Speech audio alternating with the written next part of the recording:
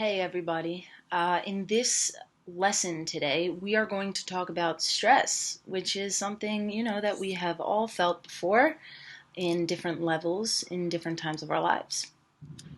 So stress is our body's natural reaction to a pressure or a threat from any situation or event. It can show up as physical, mental, or emotional. And believe it or not all stress is bad. Stress can actually be a good thing to help you get things done and to help you be alert and do the things that you need to do. Acute stress is stress that people feel for a short period of time. Usually it's nothing to worry about, like when you need to hand in a project or you have to talk in front of a group of people. Maybe you feel those little butterflies, you get a little jittery, maybe your palms get sweaty a little bit. These types of positive stressors are short-lived usually, and your body's way of helping you get through what could be a tough situation. On the other hand, chronic stress is stress that lasts for too long. It can have damaging effects to your physical, mental, and emotional health, especially if it does become chronic for a long period of time. And it's really important to be aware of the warning signs of chronic stress so that you can take care of it and be able to manage it.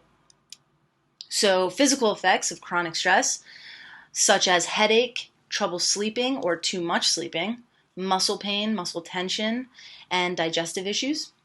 Emotional effects of chronic stress, feeling like you can't get things done, you're moody, lots of anxiety, restlessness, lack of motivation, irritability, sadness, or depression. Now, it's not to say that you might get anxiety and then you automatically think, oh my God, it's chronic stress, something's wrong with me. That's not true. Many of us feel that anxiety when we get stressed too. Like if I tell you, okay, you have to come up in front of the class and talk, a lot of times people freak out right away and they get super anxious, but it's short-lived and it's not like it lasts a long period of time. So that's okay. Causes of stress. It's different for everyone, so that's important to mention, important to note here. What stresses you out might not stress your best friend or your brother or your uncle out, and vice versa.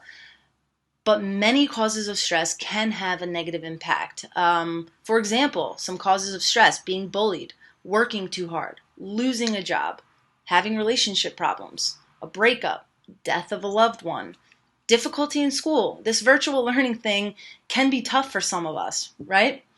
Having some family problems, having a very busy schedule, and maybe you just moved.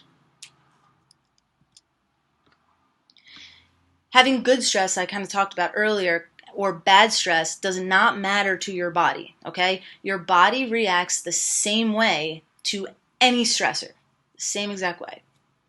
It causes hormonal, respiratory, cardiovascular, and nervous system changes. So, for example, stress can make your heart beat faster. We all feel that, right? It can make you breathe heavier or faster. It can make you tense up and sweat. And it can also give you a burst of energy, which can be a good thing sometimes to help get something done or move when you need to do something. And that is known as the body's fight or flight response, which is a chemical reaction that prepares our body for a physical reaction because it thinks that it's under attack. And we're going to talk about this later on. This is actually the type of stress that helped our ancestors years back survive in nature. Like if a bear came up to them, would they freeze? Would they fight? Would they run away? So we're going to talk about some stress hormones, okay? There's a bunch of them, and there's a lot more that I am not going to be talking about. But these are kind of like just the most common ones that I'm going to want you guys to know. Serotonin is a hormone that makes you feel significant, makes you feel important, which is why it's known as the happy chemical, all right? And low levels of this can cause depression and other problems. Dopamine. Dopamine is the feel-good hormone. It's the awesome feel-good hormone, okay? It is associated with pleasure and with reward. It is our body's natural response to feeling good. Drugs and alcohol can also make your body release dopamine, which is why people tend to get hooked. So, for example, you're really nervous about this test, you studied super, super hard, and you took the test and you found out you got an A. Boom, that release of dopamine, you feel good, you feel happy, you feel amazing, right? Let's say you're an athlete and you scored the winning touchdown, or you threw the winning touchdown, or you shot that 3-point shot at the buzzer and you made it and you win the game for your team, right? You get that burst of dopamine, that happy feeling. Okay, another example, you see a friend that you haven't seen in a long time, a family member that you haven't seen in a while, and you give them that hug and you get that release of that feel-good hormone of dopamine. And it's an amazing, amazing feeling. So our bodies do that on its own, and it will produce that or release that on its own. Unfortunately, drugs can also do that. And so sometimes if people try to get that, they're not getting dopamine released because of things going on in their lives where they might be lacking that. They might go to a negative coping mechanism of trying, one of these drugs and getting that burst of dopamine, and boom, they can become hooked. Cortisol is known as the primary stress hormone. Cortisol takes a little longer to kind of get released from your body. So this is usually when there's a constant stress, or or someone's dwelling on a problem and the stress is chronic.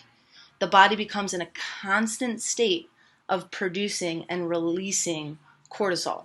And too much can actually suppress our body functions that we need, right? It can lower our immune system. It can increase our blood pressure, increase acne, contribute to obesity, and a whole bunch of other stuff.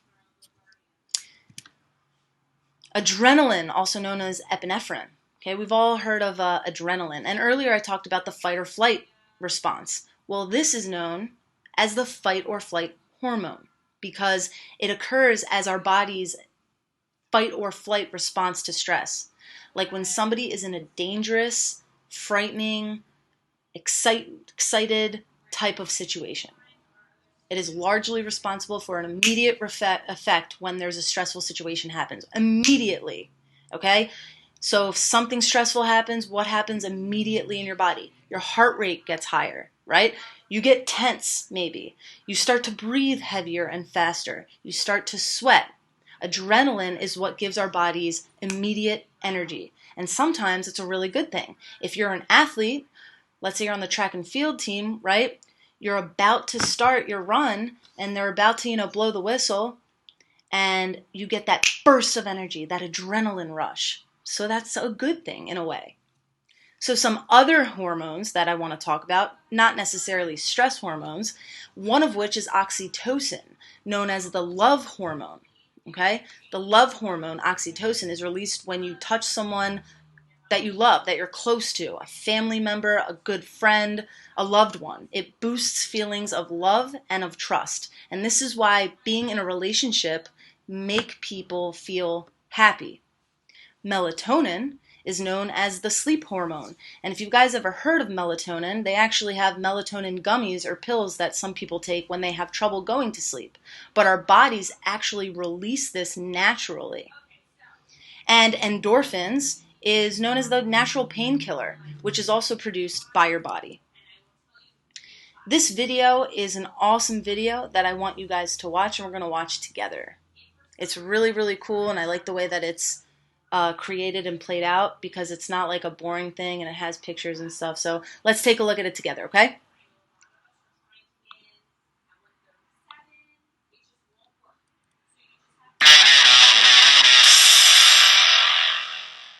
How hormones influence us. Did you know that your brain is constantly communicating with the rest of your body, sending special chemicals called hormones from one nerve to another?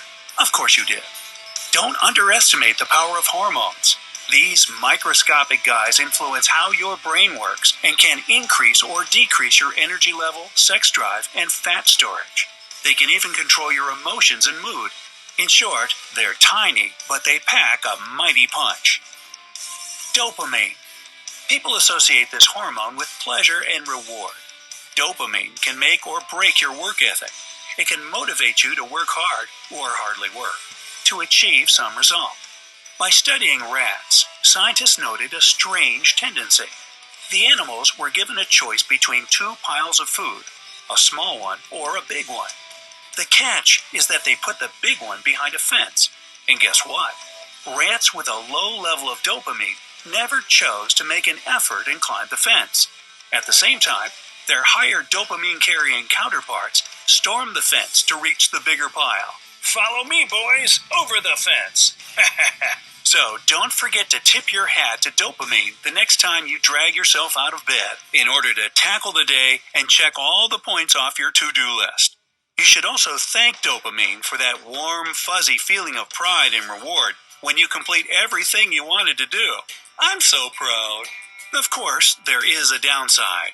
A lot of illegal drugs and alcohol, as well as coffee and candy, make the body produce more dopamine. No wonder these substances are addictive. If you can't stop eating chocolate, it's not you, it's your body craving dopamine. That lets me off the hook. One more sign that you don't have enough of this hormone is slow and uncoordinated movements of your body. On the flip side, if you have too much of the chemical, you might experience too many unnecessary movements or even repetitive tics. If after learning this information, you've realized that you urgently need more of this hormone in your body, include the following dopamine-boosting foods in your diet: fish, chicken, eggs, nuts, beans, and cheese. What about the chocolate? Serotonin. This hormone is one of the happiness hormones. Surprisingly, 90% of this chemical is in your intestines and blood platelets, which means that serotonin also plays an important role in digestive health. Its nickname is the feel-good hormone, and not without reason. If you sleep well, have high self-esteem, are generally in a good mood, enjoy a healthy appetite and sexual desire, or memorize everything easily, your serotonin is definitely at a good level.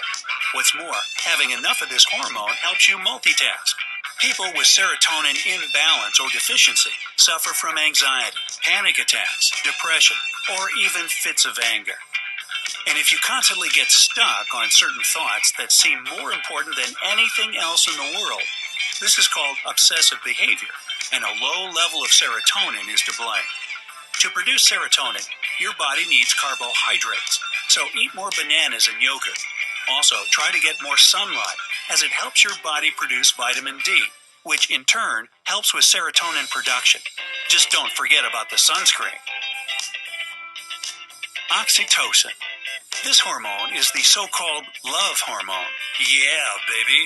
And your body releases it when you touch someone near and dear to you, whether it be a friend, a relative, or a lover. Oxytocin boosts your feeling of love and trust, which is why being in a relationship makes people happy. High levels of oxytocin help you effectively fight stress, increase sex drive, and even lower your blood pressure. If you feel lonely, stressed, tired, or unworthy, it may mean that your level of oxytocin is too low. People with this kind of problem tend to stay at home, avoid communication, and never have the energy to meet up with others or keep up a conversation. While it may seem peaceful, this reclusive lifestyle makes people with oxytocin deficiency unhappy. They realize something is wrong, but can't quite grasp what exactly is happening to them. If you recognize your symptoms, don't worry. There are several tips to increase the level of the love hormone in your body. First of all, get a massage. What? Yes, you heard that correctly. A massage will help you kill two birds with one stone. Your muscles will relax, and such prolonged physical contact will release oxytocin into your system. Plus, anyone who's ever gotten a professional massage knows that it feels amazing. So get to it. One more thing to do is hug your friends and family members any chance you get. Touch a colleague's arm while chatting, or cuddle with your pet on the couch in the evening. Well, as long as you don't have a python as a pet. Yeah, that's right. Who knew that hugs could benefit your health? Melatonin. This awesome chemical is called the anti-aging hormone. It's responsible for regulating your body clock and for recuperation and rest. Melatonin sets the pace for your body, letting it know what time of the day it is and even the time of year. It's like a calendar hormone, man. As soon as the sun sets, the pineal gland in your brain gets down to work, pumping out melatonin, which in turn makes you sleepy. The amount of this chemical in the system reaches its peak at 2 or 3 a.m. Light receptors in the brain trigger melatonin production when it's dark, which is the reason why blind people often have to take special supplements that help them regulate the level of melatonin in their body. This hormone is vital for people as it helps combat stress and even works as an antioxidant. Plus, it helps you sleep. Who doesn't love dozing off into dreamland, flying on the back of a dragon, or being a rock star on a stage in front of millions of screaming fans? Or what about, being naked in church? That's not good. Unfortunately, nowadays, electronic devices are keeping us from getting enough shut-eye by emitting a particular blue light that closely resembles daylight. If you spend hours or just minutes before sleep staring at the screen of your cell phone or laptop, melatonin production suffers. The same thing, though not to such an extent, goes for streetlights or any other sources of lighting near you at bedtime. Melatonin deficiency leads to obesity, diabetes, and even cancer. And that's not something to take lightly. Take lightly. Yeah, I get the pun. Haha.